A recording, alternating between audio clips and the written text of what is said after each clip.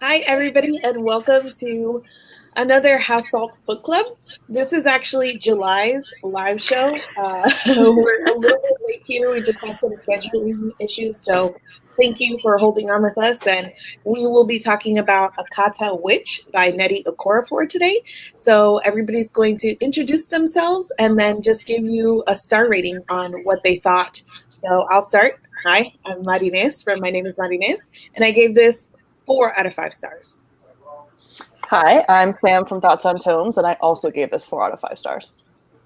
I'm Jordan from the Jordan Journals, and I gave this a 3.5 out of 5 stars. I'm Connor from just the channel Connor O'Brien, and I also gave this 4 stars. And I'm Paige from Minimal Bookie, and I gave this 3.5 stars as well. Okay, so I guess we'll just jump right into it. Usually what we do is like talk about characters first, and I'm like, how'd you like these people? But I think that the best place to start with this is like the world building and the magic and all of that. So we will, I guess, start there. How did you guys find the world and the system and the magic? And I guess I'll just put this out there. Everybody compares this to Harry Potter, so we're going to talk about that too. How'd you feel? The one thing that really stood out to me was the way, like, the comparisons to Harry Potter were obviously in my mind, but I felt like it was more nuanced because it actually took like social context into like how they built the world specifically. So they were talking about how like in the US things are very different and people are treated differently, and like they didn't shy away from those factors in the world building. That was the one thing that really stood out to me that I really enjoyed about it. Yeah, I think the whole Harry Potter thing is a super unfair comparison because I'll admit that I actually held off on this book for a long time because of the Harry Potter comparison because I was so sick of hearing it.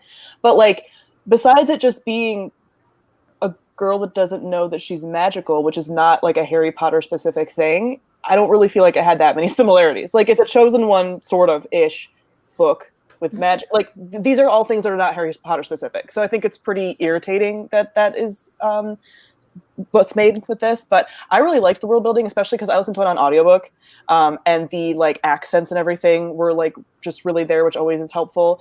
And again, like Paige was saying, the context of, you know, this is how it is in different parts of the world. This is what's encouraged and not. This is how we're teaching. This is the way that this kind of society is set up here. That was all really interesting.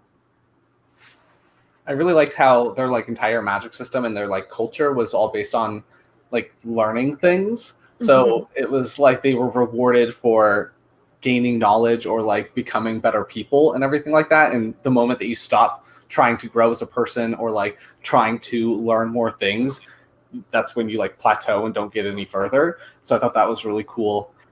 With the comparisons to Harry Potter, I mean, there are certain things like the dagger and like how the dagger chooses the leopard person. Like those things were similar. There was even like the moment where I was like, ah, but that was like it. Like the whole situation with how they learn and everything like that, the mentor programs and everything were so different. There was such a smaller amount of leopard people congregated together in each part of the world. So I thought it was significantly different. Yeah, I thought that the Harry Potter comparison was really unfair. I was kind of looking for it throughout a lot of the book, and I felt like it distracted me from enjoying what was actually happening in the book because I was too busy thinking about, well, this is compared to Harry Potter. And I would agree that there's not very many comparisons other than like the dagger chooses the person, similar to the wand choosing the wizard. I think that's like a magical setup anyway. Yeah. Like I feel like that's just like a thing that happens, not even like a Harry Potter thing. What I really appreciated too about like this world is similar to Harry Potter, but like the world is dangerous and the adults in here are like, yeah, you might die. Like they are not even, they don't even shy away and pretend that it's not like that. So I kind of appreciated that because it made it more like, I don't know, it made it less almost like idyllic.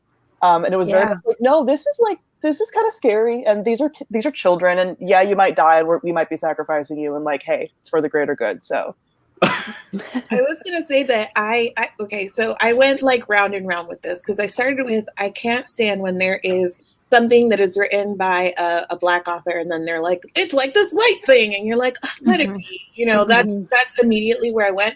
But then I was reading it and I was like, this is giving me Harry Potter vibes. That's a good comp title because it was like, the group, there's 4 of them instead of 3, but they were a little friend group and they were learning about their magic, and it had like the wand, but instead it was the knife. They even went to like a soccer game and it felt very Quidditchy to me. Yeah.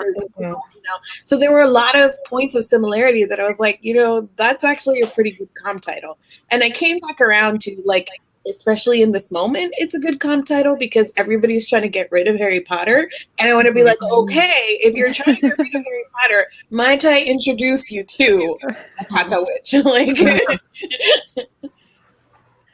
Yeah, I feel like also another similarity I saw, like because she has albinism, that was like a physical characteristic. Same with Harry with like his lightning scar situation. So I was like drawing those parallels, but I did enjoy this more just because I felt like the world building from the first book was more fleshed out compared to like when you had to read like a couple more books to see how big the world got.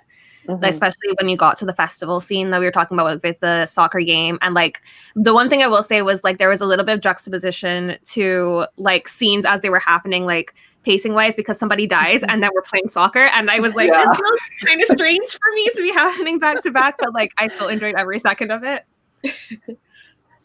The other, you just said somebody dies, and it reminded me, Connor, you were saying about like how in this world, like learning is basically currency. If you learn something, like currency drops on you. But it happened like during the big showdown, and when somebody died, and it would just be like coins, like ding ding ding. It reminded me of like a video game. Yeah. Like you do something in a video game, and all of a sudden coins appear everywhere around you.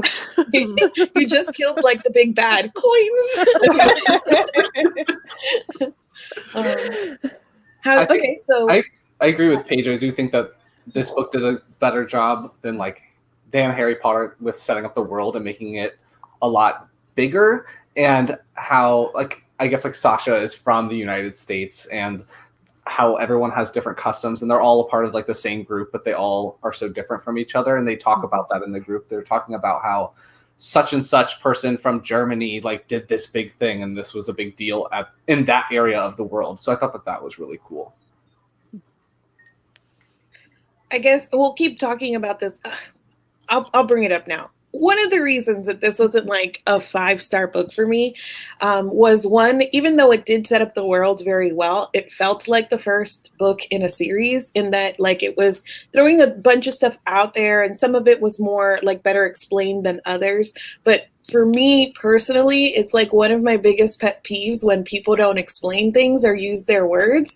And the first, I don't know how much of this book was just people being like, we can't tell you anything, Sonny. We can't tell you. We can't tell you. We can't tell you. And she'd literally cry, scream, beg, and everybody be like, we'll tell you later. And it just started to get annoying to me. Mm-hmm. Mm-hmm. Yeah, that at the beginning I found super obnoxious, where it was just and I get why they did it sort of. And I'm glad that she railed against it, because I feel like that's her as part of the reader being just tell her. I was fully waiting for one of them to die, because I just have flashbacks from Game of Thrones being John will tell you something and then they die. So I was fully waiting for that. So that didn't happen. But yeah, the amount of how much she has to fight to get any kind of information was a little annoying. But it was weird too. I mean, I understand why they wouldn't tell her anything, just because it's a secret world or whatever. But they know that she's magical, and they took that choice away from her. Basically, what kid is gonna be oh, you've got a secret? I don't care. I'm not gonna care about it. Of course she was gonna want to get involved. So it's not like they gave her a choice really. So she entered this super dangerous world just because they wanted her to. Yeah, and the fact that they made her do the trust knot before they told her anything as well. Okay. Yep. Well, I felt like we were initiation. I feel too, right? She was initiated before they even told her anything, and it's well, not too late now. Yeah. I feel like we, as the reader, didn't find any information either. As it was as Sunny was learning things, and I was I have no idea what's going on for the first half of this portion of this book. I felt so lost, but she felt lost too. So we were learning things as she was, and that was frustrating for me. Mm-hmm. Yeah. I think it's frustrating, and probably more so for readers who don't like to learn or world build that way, or people like me who have miscommunication. That's one of my tropes or devices that I really dislike. But yes, you were learning alongside her. I just feel she would ask one question like, why do we have magic? And they'd be like, this bridge. I'm like, that's not even what she asked. Like, I'm just introducing another layer of the world, and I still don't understand why we're here. It settled down to the second half of the book, and I really started enjoying it. But for the first half, I was telling them, like, before we went live, I was like, oh no, I'm gonna have nothing to talk about because I'm not enjoying this. But it eventually got there. I feel it's because okay. No, I was just gonna say I was gonna feel because it starts like with the prologue is a scene that we get later on as well, and I think that's what led to the confusion for me because we're dumped right in, and I'm like I literally understand nothing that is happening. But when we got to that scene, I was like, okay, this is the same thing, and I still don't understand anything that is happening. But like you said, like there was a certain point where my brain just clicked, and I was like, okay, I guess this is what I have to deal with, and I'm just gonna be there for the ride the entire time. Yeah. It was like I caught up with Nnedi. She was like way ahead of me, and like halfway through, I was like, "I got here." How did you guys feel about the like different powers and how they manifested and how they were different for each person? So a main thing here is kind of like, every person there's like this whole magic system, and there's different ways of like tapping into it. So they have their daggers, which is kind of like a wand. And you also see that they have like potions and tinctures and things like that. But there are powers that everybody has, like, just them because of themselves. And it's tied to something that would be seen as some sort of like deficiency or disability, like on the outside world. And I appreciated that, at least from the perspective of like the commentary of how sometimes when kids like have a disability or deficiency or something like that, you can put a label on them and like it doesn't allow them to learn. And all these kids got told, no, that's like your strength. And so the one that really got to me, I know like the albinism is the one that's at the forefront, but somebody has dyslexia and wasn't being able to like learn and read, but somebody like his mentor took the time to sit with him, and it's magic, but also the end product was he could go to school and he was doing well in school. And so just the tie between the two things of saying like, hey, if you take the time to teach kids, they can do things. You can't just label them, and then and magic, like having the magic on top of it. I really liked all of that. And then every time you met somebody, everybody was like, what's their power? And that's how I felt too. Like I was like, ooh, what is it? There's definitely that like middle grade vibe. And I mean, I don't read a ton of middle grade, but I just always associate with this where it's just kind of like, hey, here's what it is. Don't ask any questions. And I was like, so that I didn't really like, as you were asking the question about like, what do you think of the magic? I'm kind of like, I don't really think about it that much because like, I just was like, oh, they can do that thing. Like, I couldn't even tell you what everyone's abilities are besides hers, like her like invisibility thing. But other than that, I'm like, they can just do cool stuff, whatever, like that's just kind of, so I think that's what's kind of fun about middle grade sometimes is it's like, you don't need this like huge explanation for it. Like you can have it, but, I don't even need it. I'm just like, okay, they can do cool things. I think that's really interesting just because like that's cool that you like didn't need it and still really enjoyed it because I mean it is all there too. Like Olu was the one that you were talking about with like having dyslexia, and so he had the power to be able to break down things because his brain just naturally like scatters things. And then the other two in the coven have ADHD or ADD, and so they remember like everything that they've ever read. Yes. And then like Sunny's mentor has scoliosis, so she can turn into a snake.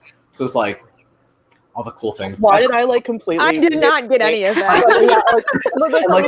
Like I remember reading those scenes, but I don't remember. Nope. Sure and like the reason why Sunny is able to like turn invisible or turn into mist is because she's like not part of either one. Right. That one. Like, the whole thing is that is she American? Is she Nigerian? Is she black? But she has white skin. So it's like she toes the line between all of these different things. And so she kind of goes like unnoticed in both.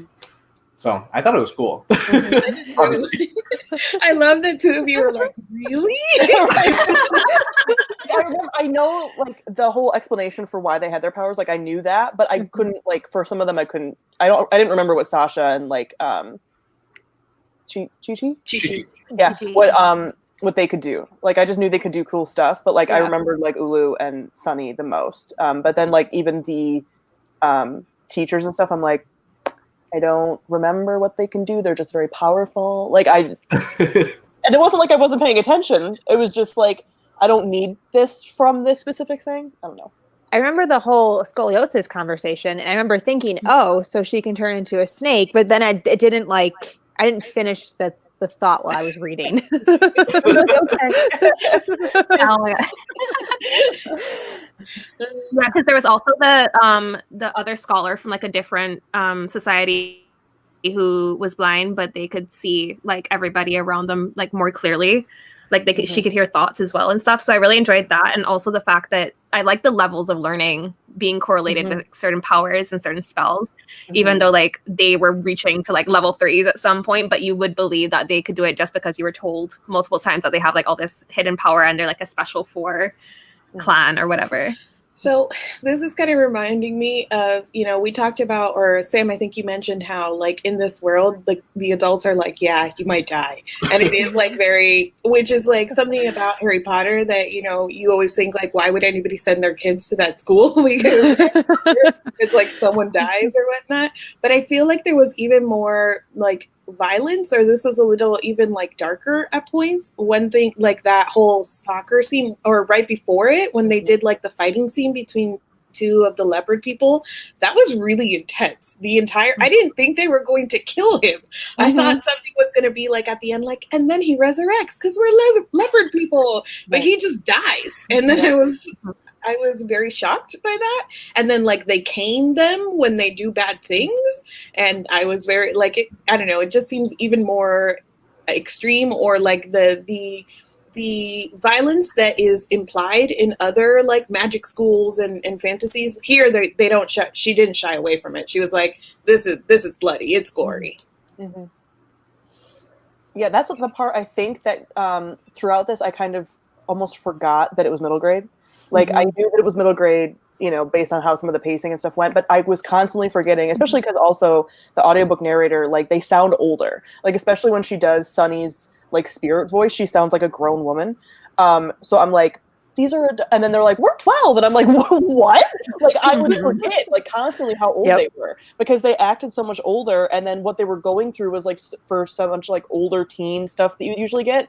So I was constantly like thrown off with like, I'm actually watching like children and not, like older teens to adults doing this stuff.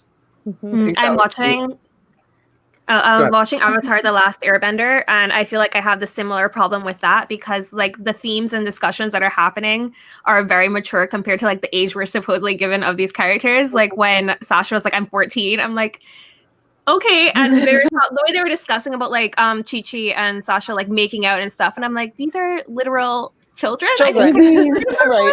I mean, it's like middle school. Yeah.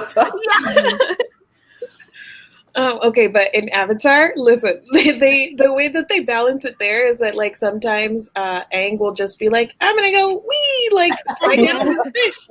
And then you're like, oh, he's a child. I don't think we got very many of those like, oh, children moments here. It was always constantly like just reminding myself, oh, they're this young, they're this young.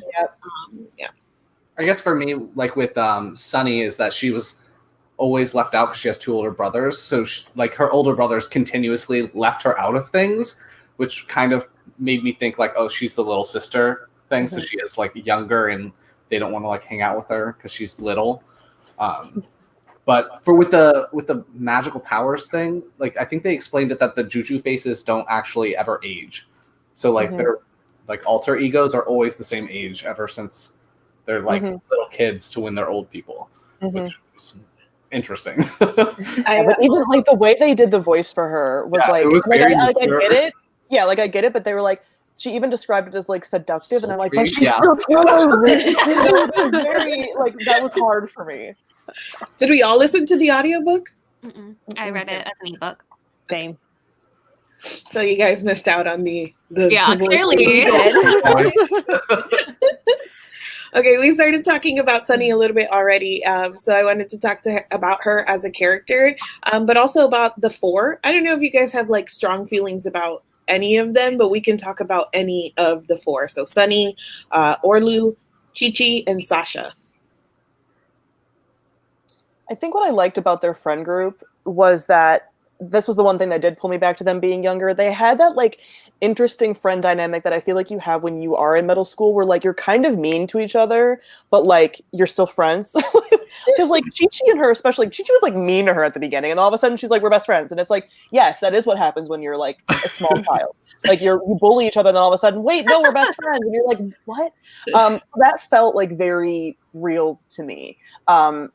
And I don't know, they had this like bond that made sense, but I was also like, you didn't necessarily get to see, you saw their like learning bond, but not necessarily a lot of them like being casual like together bond. But I still liked them as a group. But I would say like individually, I think I preferred the girls more than the boys, because I didn't really feel like we got a lot of like a personality for them besides Sasha being a bit combative, and Orlu being more like traditional. Like those were the personalities we got from them.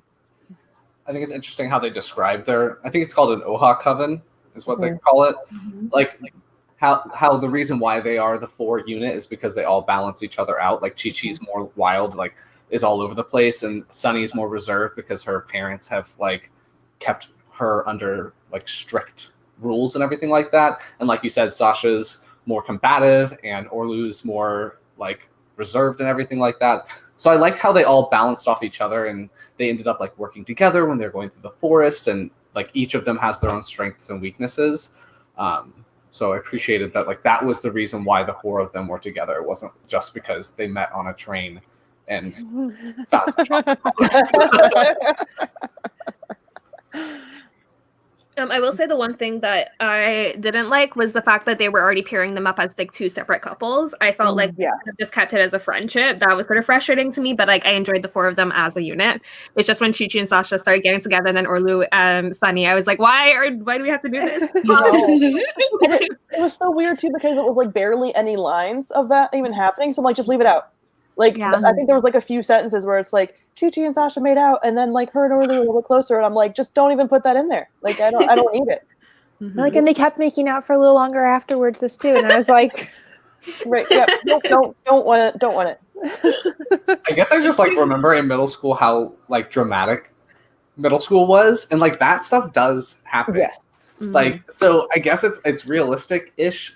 I just didn't enjoy reading about it, but it's like I'm an adult and reading about kids.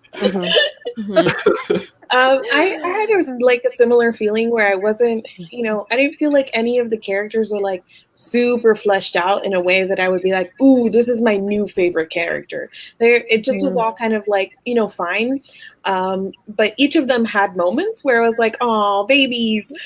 So like for Sasha, Sasha was such just a weird character because he's obviously just like the one thing and it's combative.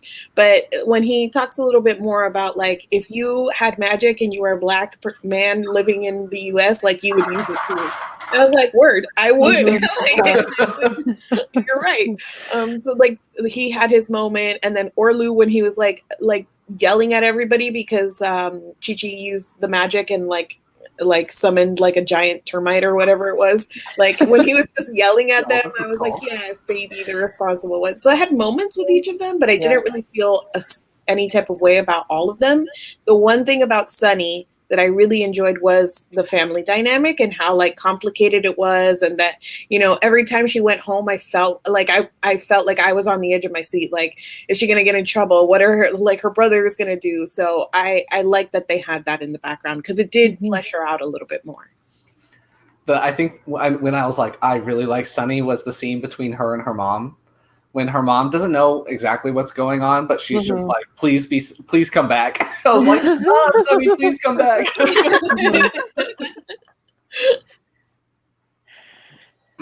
Yeah, I feel like we didn't get very fleshed out stories of the other 3 kids. Like, so much about Chi-Chi is mysterious, and like you don't learn a whole lot about her, and they don't really tell you her age or anything. So I think she would be an interesting character to learn more about in a future book. I would like to dive into her a little bit more. I wouldn't be surprised if she's a lot more explored in the second book, just because like she's a princess or whatever, like the Nim princess. I don't remember the term for it, but then we find out at the very end of the book that Sunny is a Nim warrior. So I think that there's going to be a lot there that's probably explored in the second book, just because they're going to have some type of like female Nim goddess Bond. Yeah. Yeah, I thought it was interesting. Like at the very end, I think is when they reminded you again that like we don't know how old Chi-Chi is, and I was like, we don't know how old Chi-Chi is? Like I thought that was like I was like, how old could she be? Like it was that was weird because I was like, No, reminding us over and over that we don't know how old she is was fine until you started making her kiss somebody. right. Like either she's like, 10 and she's kissing this 14-year-old, or she's 27. Right. Or she's like immortal or something, and that adds a whole other layer to that. Right. Why were we doing that? Right. Yeah. Anything else about the characters? I guess we haven't talked about any of like the surrounding characters or like the mentors or anybody else who was in the background that stuck out to you.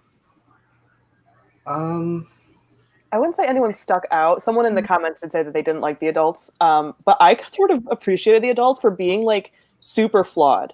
Like they were all like, you might die. I don't really care about you. Like I just like sort of appreciated that because it is such like a difference than what we usually get with like magical schools and like, the classic like Dumbledore, even though you find out later that he's not great. But like, you have this idea of like all of them are supposed to be like really coddling. And in this, they were like, nah, like we're not going to coddle you. We're kind of mean. That's just how we are. And I sort of appreciated that, even though it wasn't necessarily like I liked them. I still appreciate what they were doing with that.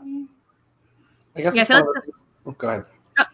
I was just gonna say, I feel like the one adult character that really stood out to me was the mom, because I felt like that was like the most complexly written adult, because like you can tell she sort of knows something is happening, but you don't know if she knows like the full details until the very end when they have like the full conversation. And I felt like that was the most complex like relationship any of the kids had with an adult character. Mm-hmm.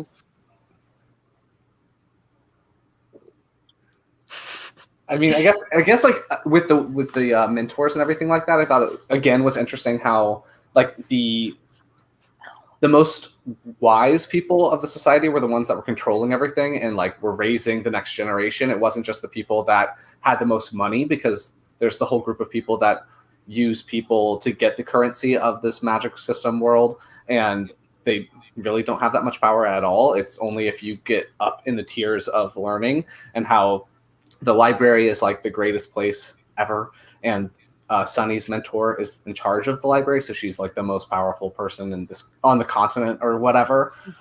So I thought it was interesting, like how each kid had to like prove themselves to get the mentor in the first place. And I guess I would agree with Sam that they just were like, yeah, you might die. Go into the forest. Good luck. When Sunny was like, "What if we had died in this forest? What would you have done?" And the guy was like, "Informed your families." Right.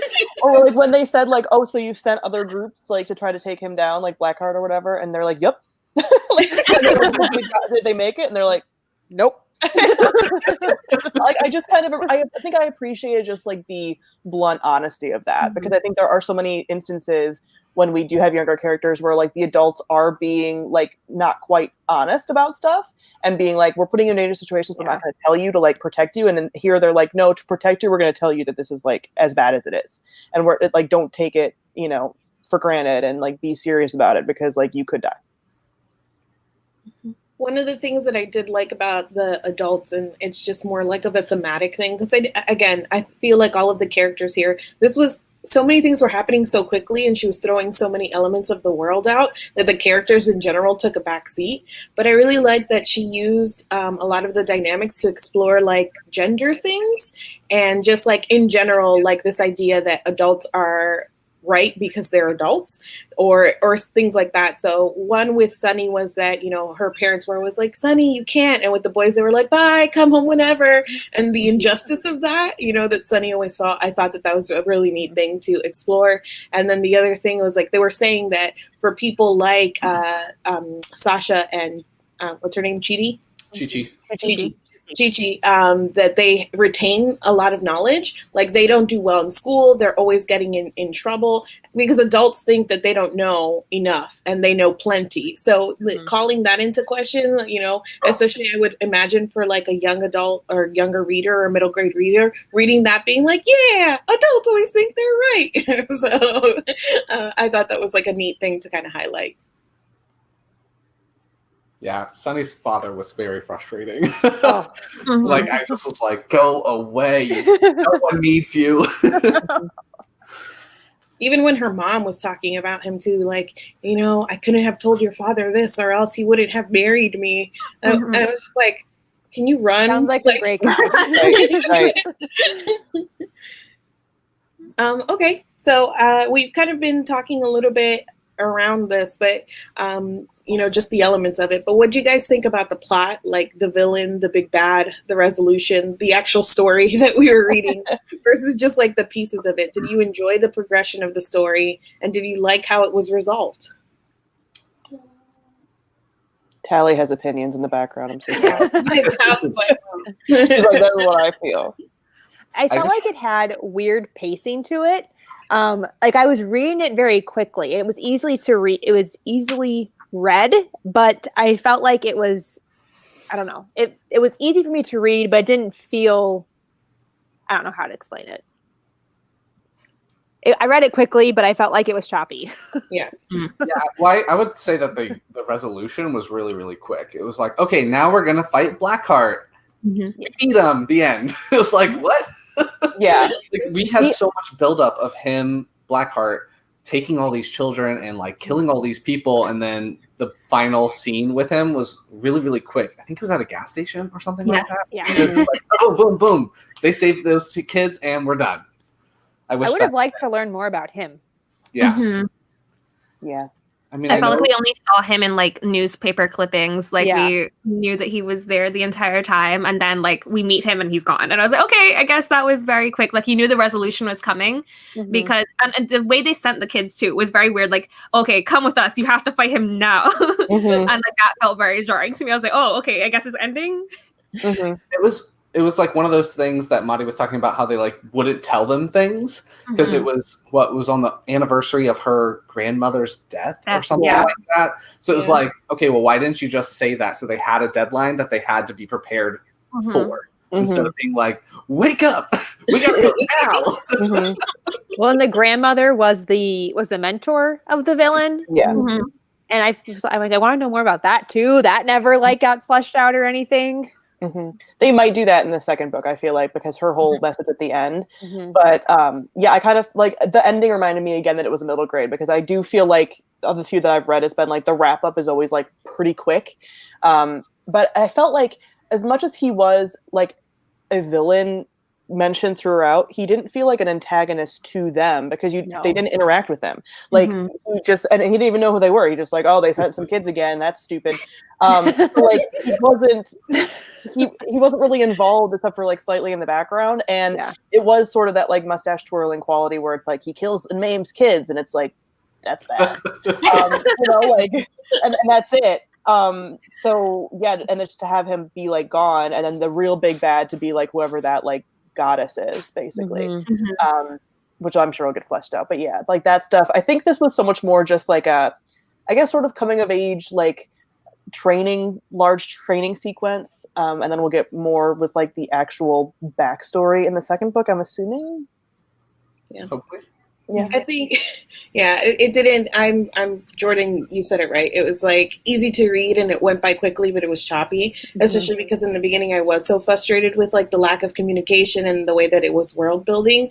So it just, that part felt a lot slower to me. And then all of a sudden, we hit a part, and it was like boom, boom, boom, like soccer match, and we're here, we're there, we're there. By the way, do you remember that one guy you're supposed to fight? You're fighting him today. At the end, I was just kind of out of breath because I was like, wait, this is too much too quickly.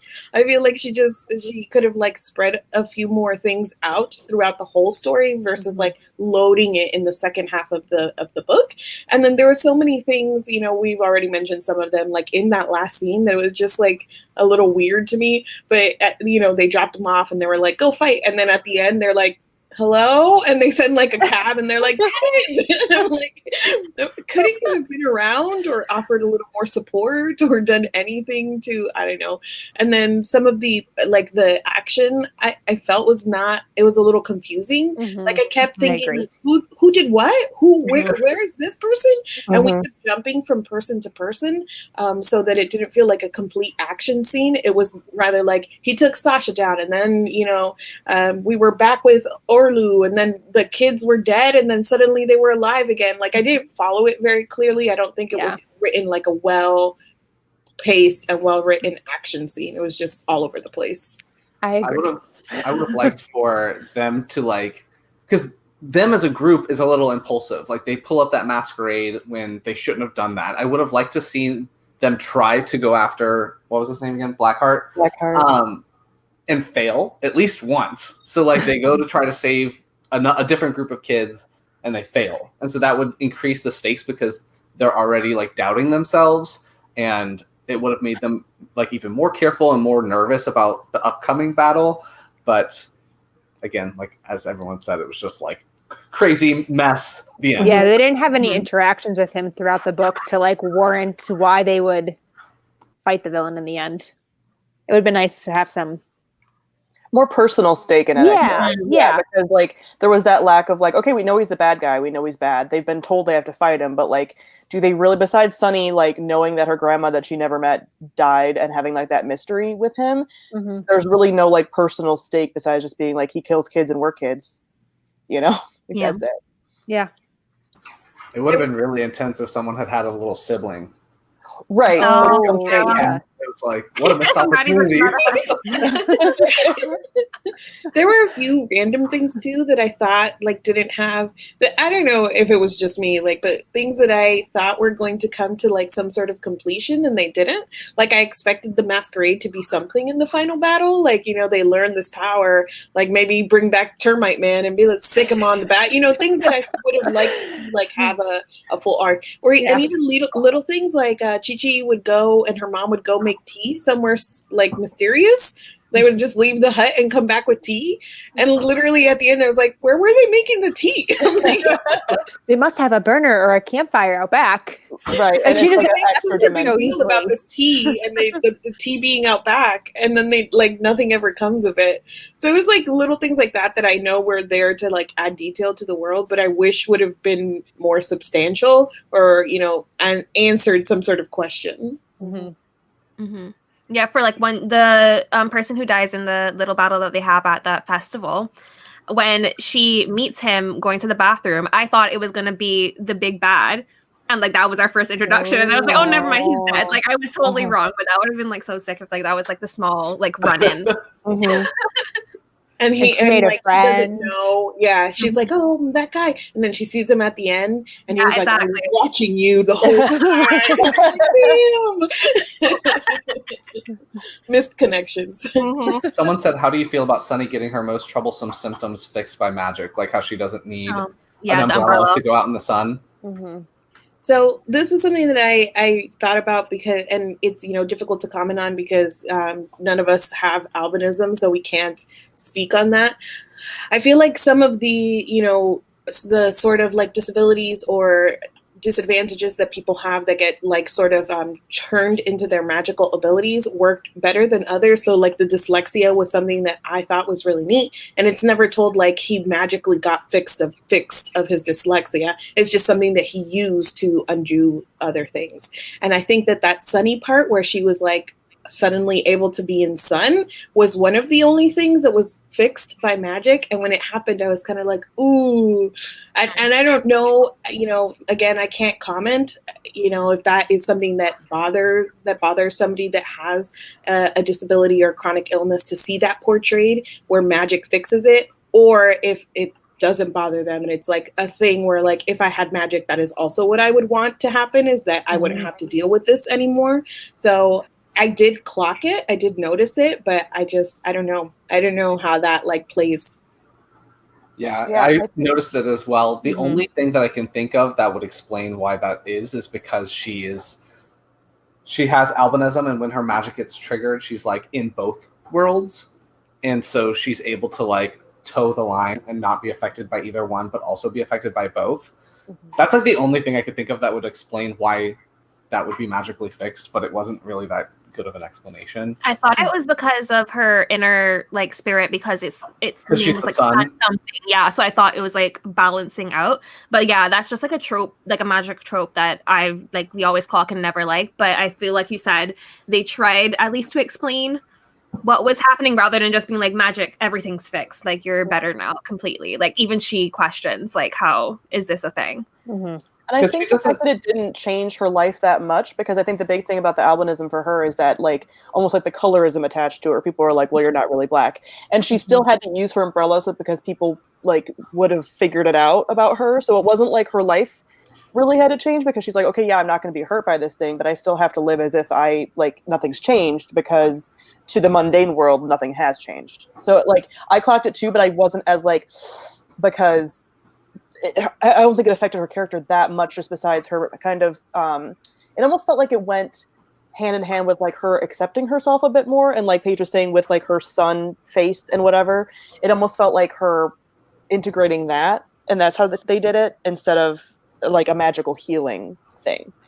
It also kind of goes hand in hand with this idea that, you know, Sunny is somebody who is constantly inhabiting two worlds.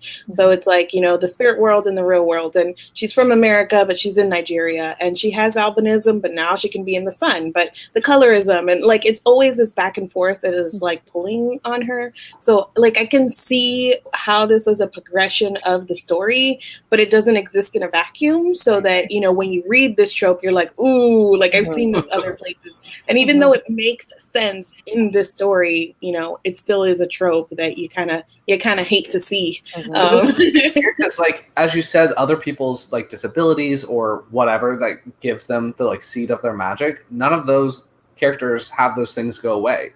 Orlu's still dyslexic.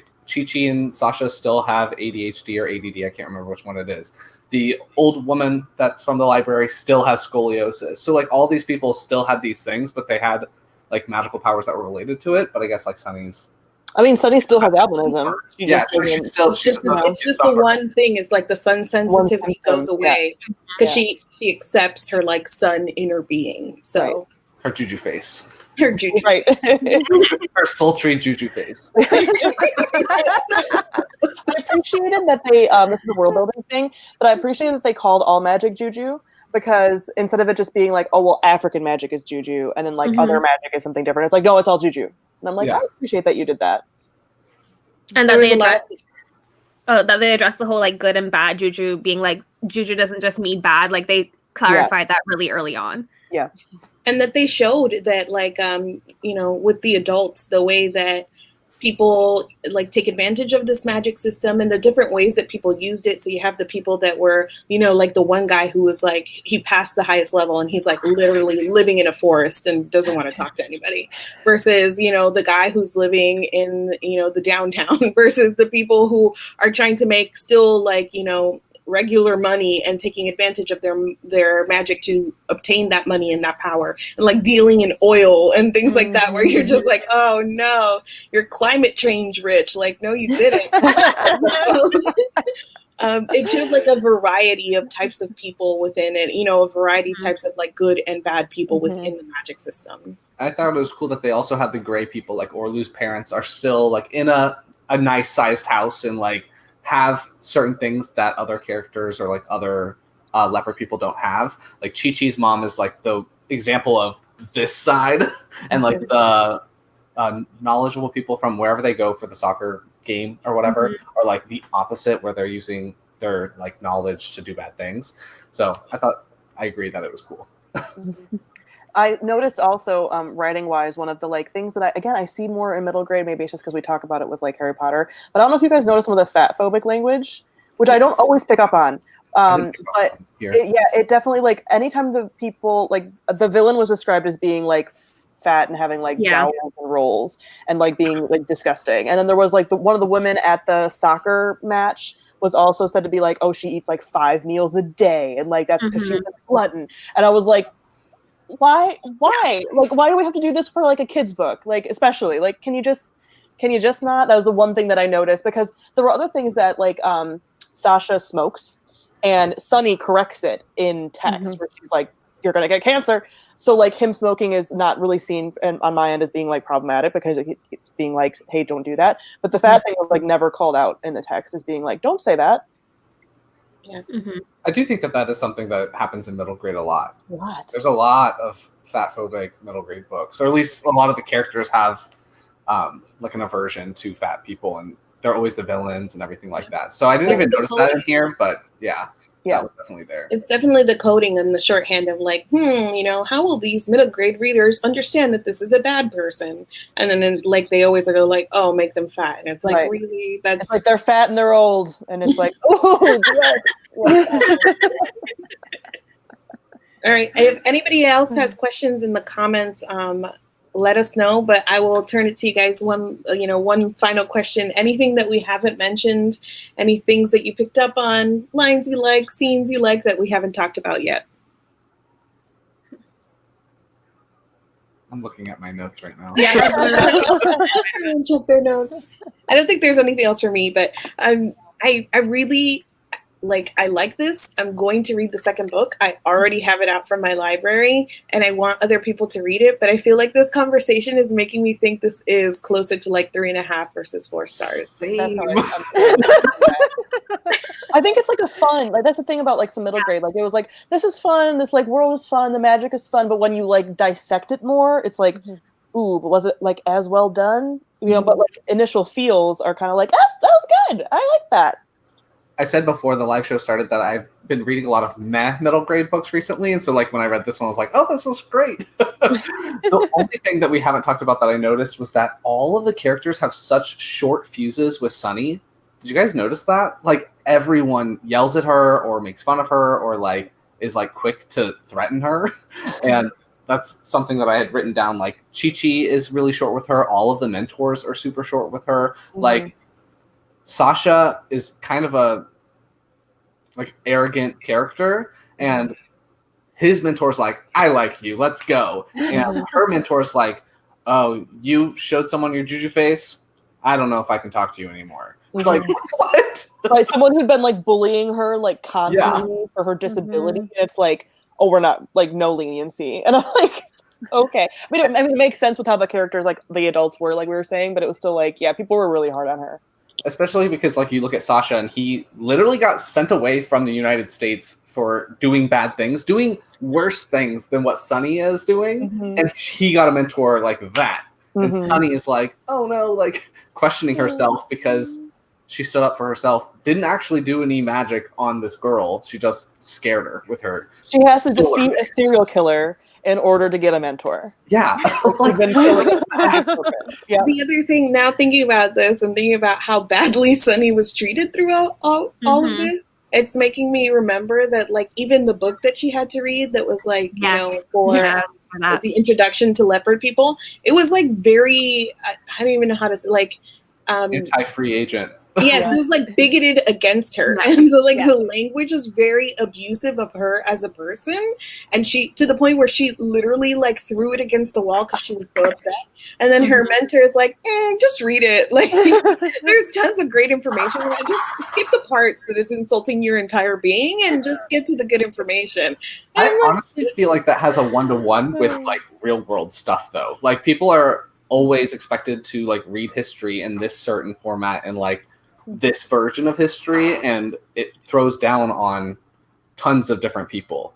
So I think that made sense, but it was still like frustrating because I was like, no, Sunny's cool. There was a part in that book that was like at the very end when she got to the end that was like, I've told you stuff, but don't do any of it because you're stupid. Yeah. And it's like, why did you even write this book then? Like to be a fictional author. I'm just like, why did you even bother if like you hate them so much? It was interesting. I really, really enjoy. Like, I'm not a person that like likes when people include quotes like before chapters or whatever. I usually just skip them. I don't like. I didn't sign up to read this other book. I signed up to read your book. But I really liked the quotes from that book. I mean, even though they were like super mean or whatever, especially at the beginning. And then when we found her find the book, like that was such a neat connection that I was like, oh, that's cool. And then some of the moments were less mean and more like cool, like the recipe. I thought was just really funny that it might explode. So there were moments that had like a lot of good humor here. but yes, Sunny was treated awful. And the scene where she's at like the soccer match, like that whole event, and she just has a breakdown and she runs away crying because she's so overwhelmed and nobody will explain things to her and she's just expected to like understand everything. I was not expecting that like reaction from her, but then that was another moment that I was like, baby.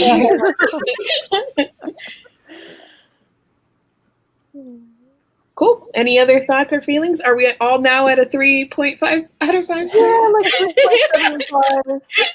It's so good. I still really enjoyed it. I'm gonna continue. Me too. Oh yeah, same. Probably soon. Mm-hmm. Yeah. I'll probably forget things. Didn't we all borrow from the library after we finished? Probably. Yep. I did. I wasn't going to continue, but this discussions made me rethink that. I might continue with it. Depending if the library has it or not. The audiobook is good. I like that route. Mm-hmm. I couldn't find the audiobook anywhere. I was really bummed because you guys were all talking so highly of it. If you want to continue this chat in our group chat about book 2, okay? All right, so I guess it's now time to announce our next book. I had to write it down because I kept forgetting the name of this book. We picked it up months ago. In August, we are going to be reading Set Fire to the Gods by Sarah Rash and Kristen Simmons. So I didn't even realize that it was like 2 authors that had written it. But have any of you guys written or read any other of Sarah Rash's stories? I think only some. No. Oh, Jordan. Yep, I've read all of her books. Okay, and you enjoy them? I do enjoy them. I didn't finish her series, but I liked the first 2 books. And we should say one of the reasons why we're doing this is because, like, boo, Midnight Sun.